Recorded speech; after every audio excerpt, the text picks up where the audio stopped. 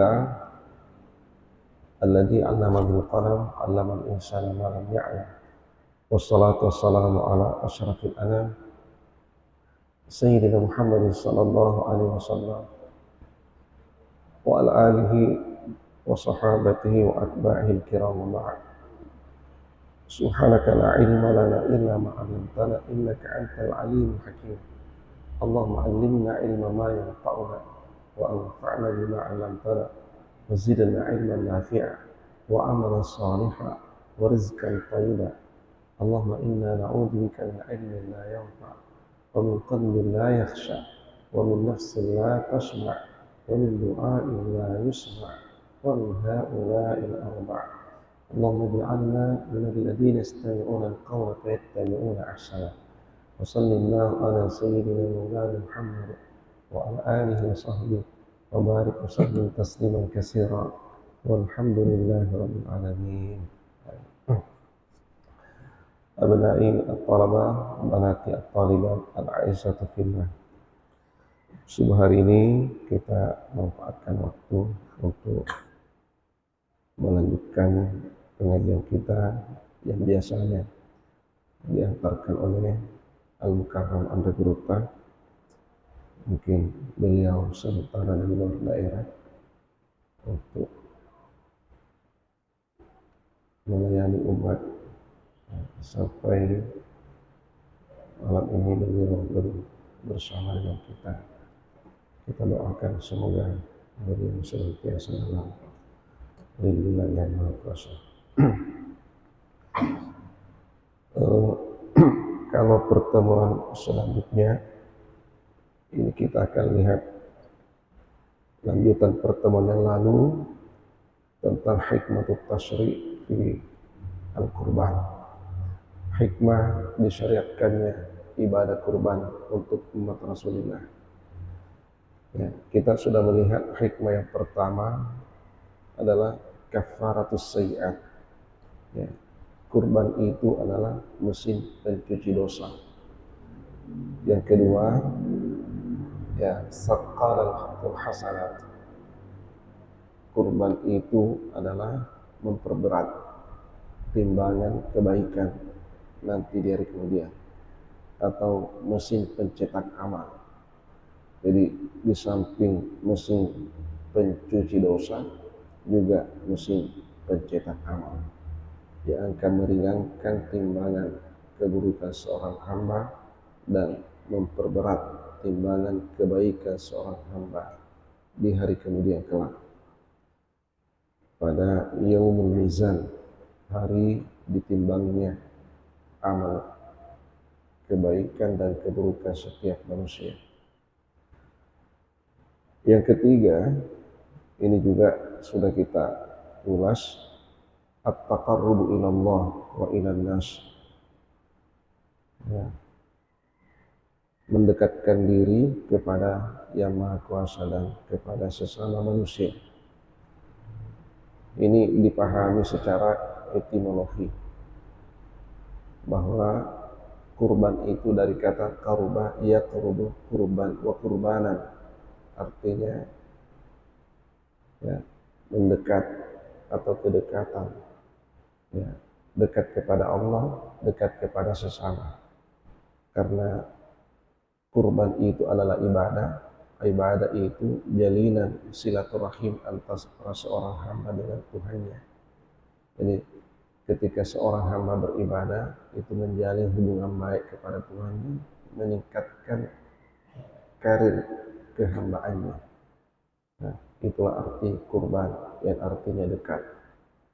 Ketika dia berkurban, akan dekat kepada Tuhannya dan juga dekat kepada sesama manusia.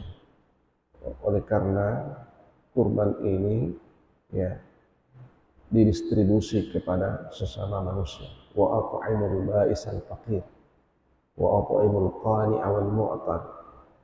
Ya, kalau di dalam hadis dia katakan fakulu minha wa at'imu wa dakhiru.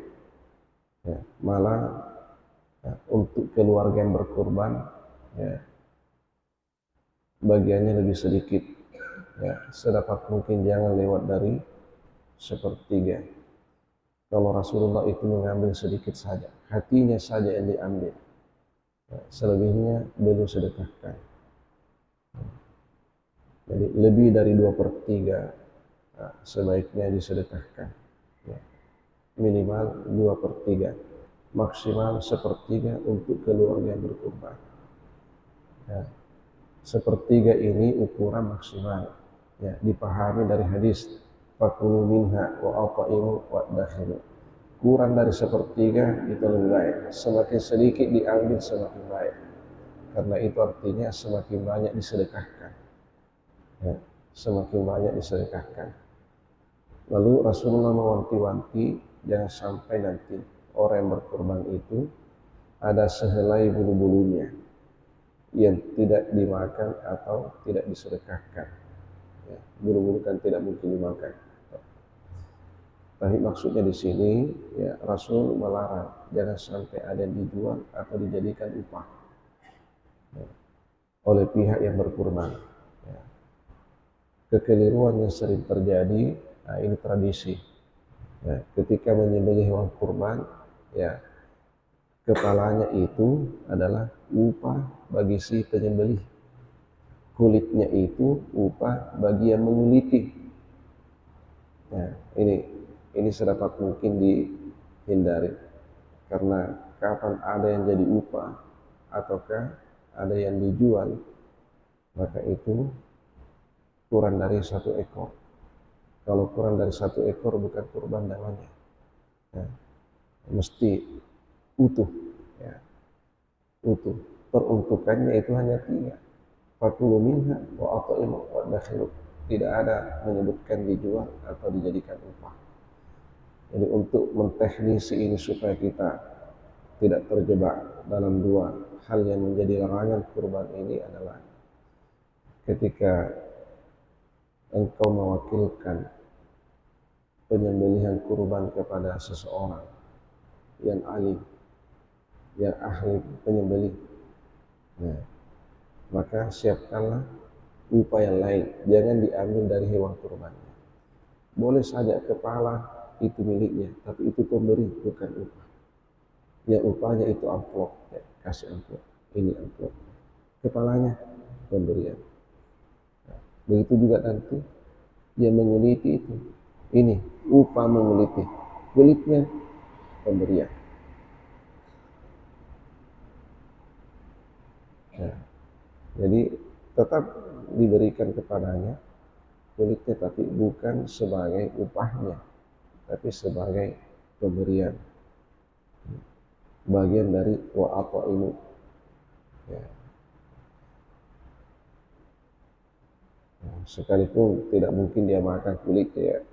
Nah, kalau kulitnya nanti yang bersangkutan mau jual tidak masalah. Yang dilarang menjual adalah yang berkurban. Nah, kalau yang diberi daging kurban ya tidak masalah. Dia mau makan boleh, dia mau simpan boleh, dia mau jual boleh. Nah, kalau kebetulan bersangkutan itu kolesterol, ya pas dapat jeroannya, ya takut ya bisa saja dibawa ke pasar jual itu. Nah, bagian daging kurbannya kemudian dibelikan ikan, tidak masalah. Bukan itu yang menjadi larangan. Yang dilarang adalah pihak yang berkurban, bukan pihak yang menerima daging kurban, pembagian daging kurban. Berikutnya hikmah yang keempat, liizalatil awsafil hayawaniyati min nafsil insaniyah. Berkurban itu, nah, salah satu hikmahnya adalah untuk menghilangkan sifat-sifat binatang yang ada pada jiwa manusia. Nah, setiap manusia itu tidak dapat dipungkiri ada sifat-sifat binatang yang ikut di dalam jiwanya. Nah, sehingga kadangkala itu yang menonjol.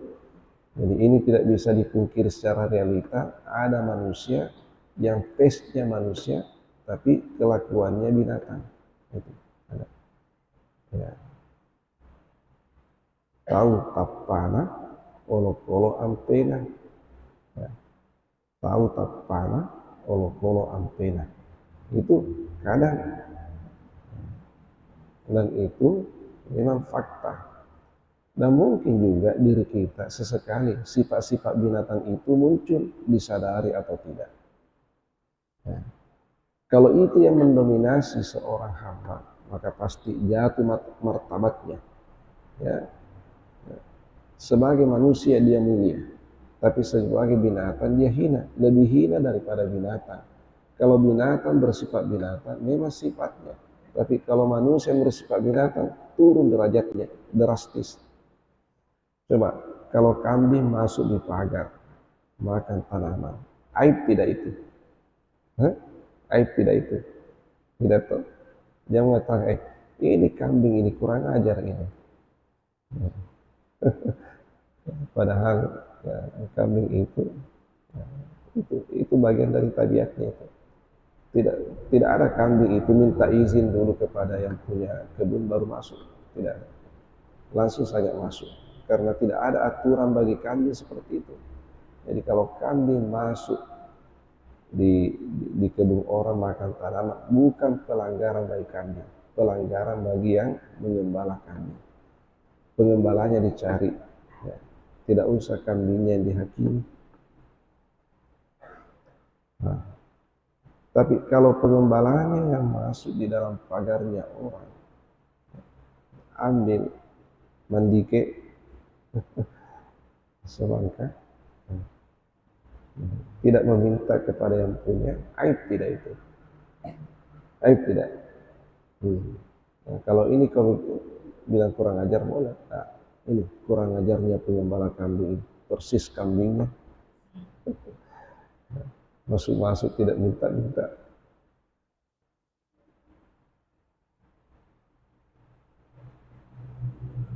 Nah, itulah sehingga disyariatkan kurban, supaya sifat-sifat binatang, sifat-sifat hewan yang ada di dalam jiwa kita, ya, itu bisa diminimalisir.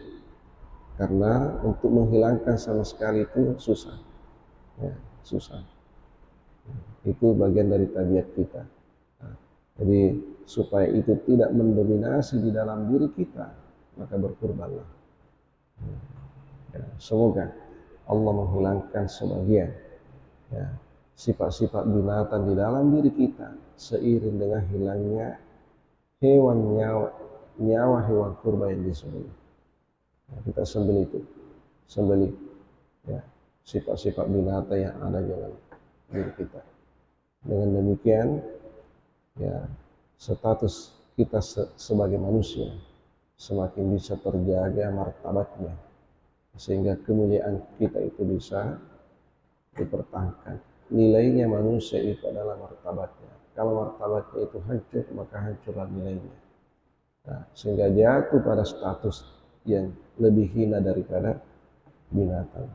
Balhum ulaika kal an'am balhum adall.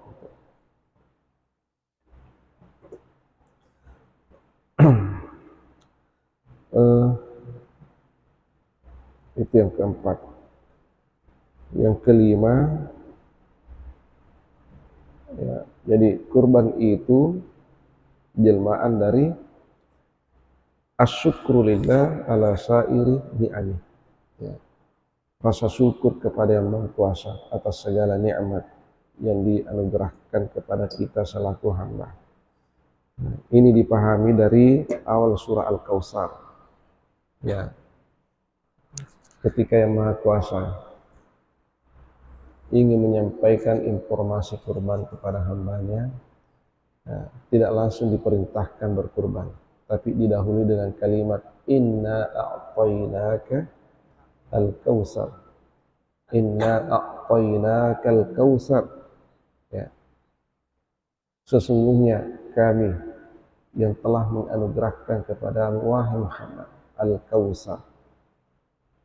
Al-kautsar ni'matun azimah la tuhsuha, ya, nikmat besar yang tidak mungkin engkau bisa menghitung-hitungnya. saking besarnya dan saking banyaknya. Nah, nikmat Allah yang ada pada diri kita itu tidak akan mungkin bisa dihitung. Keluarnya napas saja ini adalah nikmat. Tidak bisa dibayangkan. Kalau napas itu ditahan, maka tidak adalah artinya dunia ini bagi kita. Nah, kalau napasnya itu ditahan, dihirup, tidak bisa lagi dihempaskan keluar, maka habislah semua kenikmatan dunia untuk kita. Tidak ada artinya.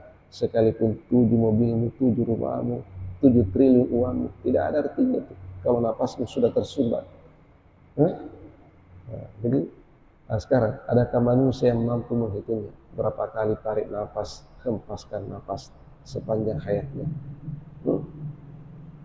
Cukupkah rasa syukurmu kepada Allah dari nikmat yang telah engkau terima darinya? Apakah beriman? Berapa nikmat yang engkau rasakan?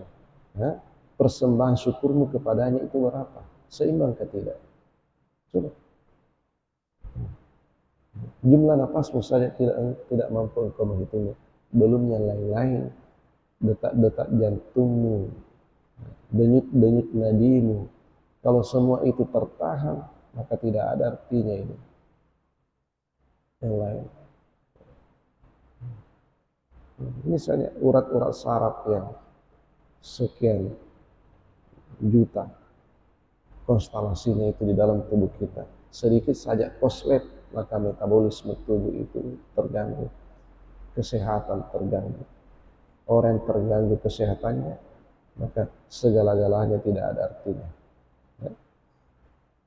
Kesehatan bukan segalanya, tapi tanpa kesehatan segalanya tidak berarti. Nah, ini nikmat ini, nikmatun azimah. Ya, Allah memberitahukan kepada kita, wahai hambaku, ya, itu Rasulullah. Kenapa Rasulullah yang disapa oleh Allah? Ketika turunnya ayat ini, yang paling mengenal Allah hanya Rasulullah. Nah, maka Allah berbahasa kepada Rasulnya. Dan memang ya tidak ada yang lebih mengenal yang Maha Kuasa kecuali Rasulullah. Ya, maka Allah berbahasa kepada Rasulnya. Tapi bukan berarti hanya Rasulullah yang dialamatkan. Ya, informasi ini tidak untuk kita semua sekalian hamba. Nah, ketahuilah wahai hamba-hamba Allah bahwa semua nikmat yang engkau rasa itu adalah anugerah darinya. Nah, setelah engkau tahu itu, kalau nikmat yang engkau rasakan setiap detik sepanjang hayat itu datangnya dari Yang Maha Kuasa, maka lakukan yang kedua ini sebagai tanda rasa syukurmu kepadanya. Fasholli li rabbika, salatlah engkau karena Tuhanmu. Tidak cukup sampai di situ, wanhar, dan berkurbanlah. Jadi salat dan kurban bagian dari bentuk rasa syukur seorang hamba kepada Tuhannya. Kalau tidak salat, dianggap kufur. Salat tapi tidak berkurban, padahal dia sementara mampu untuk berkurban, nah juga. Ya.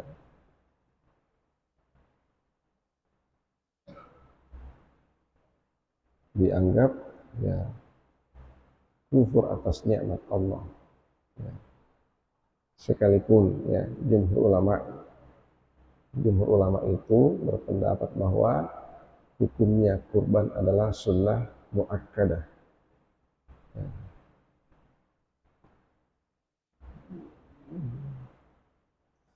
Ya. Jadi fasholli li rabbika wanhar. Kenapa perintah salat di sini digandengkan dengan perintah kurban, atau kenapa perintah kurban ini digandengkan dengan perintah salat? Itu banyak hikmahnya. Yang pertama, ya, salat yang dimaksud itu salat apa? Ya. Kalau yang dimaksud itu adalah salat wajib, maka kurban juga hukumnya wajib karena wawunya itu wawu ataf. Tapi kalau salat itu yang dimaksud adalah salat Idul Adha, yang menurut pendapat jumhur ulama itu sunnat muakkadah, maka hukum itu pula yang berlaku pada kurban. Itu satu. Terus yang kedua, bagaimana praktiknya ini sholat? Sholat itu yufidul istimrar wa tikrar, berulang-ulang. Ya. Kalaupun ini sholat Idul Adha, maksudnya, coba, tahun lalu engkau sholat Idul Adha, tahun ini sholat lagi, tahun depan insya Allah sholat lagi. Setiap tahun begitu, tiba saatnya kita sholat lagi. Jadi jangan ada sampai orang mengatakan, oh tahun ini saya tidak berkurban karena tahun lalu sudah, nah, nantilah tahun depan lagi. Oh tidak, kurban itu seperti sholat. Jangan ada mengatakan, tahun ini saya tidak sholat Idul Adha karena tahun lalu saya sudah datang, nantilah 2 tahun lagi berikutnya baru datang. Tidak boleh. Ya, gitu. Jadi sholat itu tikrar, maka kurban juga harus tikrar bagi orang yang berkelakuan. Dan inilah curangnya kita manusia. Ya. Ketika berbicara nikmat Allah, maka tidak ada henti-hentinya dia berharap kepada Tuhannya. Tapi giliran berbicara perintah Allah, kadang manusia itu malas untuk menunaikannya. Jadi, ya, coba, adakah orang yang pernah berdoa seperti ini? Ya Allah, untuk tahun ini tidak usah dulu engkau kasih saya rezeki, karena tahun lalu sudah, nah, nantilah tahun depan lagi. Ada orang berdoa seperti itu. Ya Allah, sudah terlalu banyak nikmat-Mu yang engkau berikan kepada aku, hentikan dulu untuk sementara. Ya, nantilah besok-besok lagi baru dikasih. Ada orang berdoa seperti itu. Giliran nikmat, manusia tidak pernah puas dan selalu rakus untuk mendapatkan nikmat Allah. Tapi giliran perintah Allah, kadang mereka itu jadi, nah, mereka itu malas dan seterusnya. Di sinilah kita manusia. Ya, sifat jenuh, sifat malas apa? Itu bagian dari sifat-sifat binatang, bukan sifatnya orang beriman. Maka sembelilah sifat-sifat binatang itu dengan cara berkurban. Itulah hikmah wanhar. Washolli li rabbika wanhar.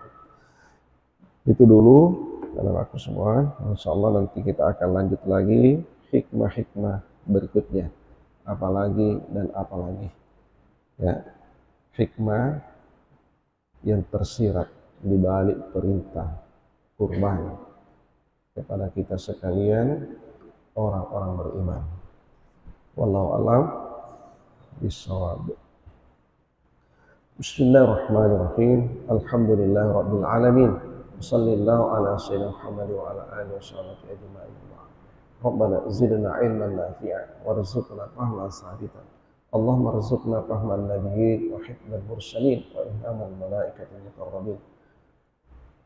Allahumma aghnina bil ilmi wa zayyinna bil hilmi wa akrimna bit taqwa wa jamilna bil afiyah bi rahmatika ya arhamar rahimin.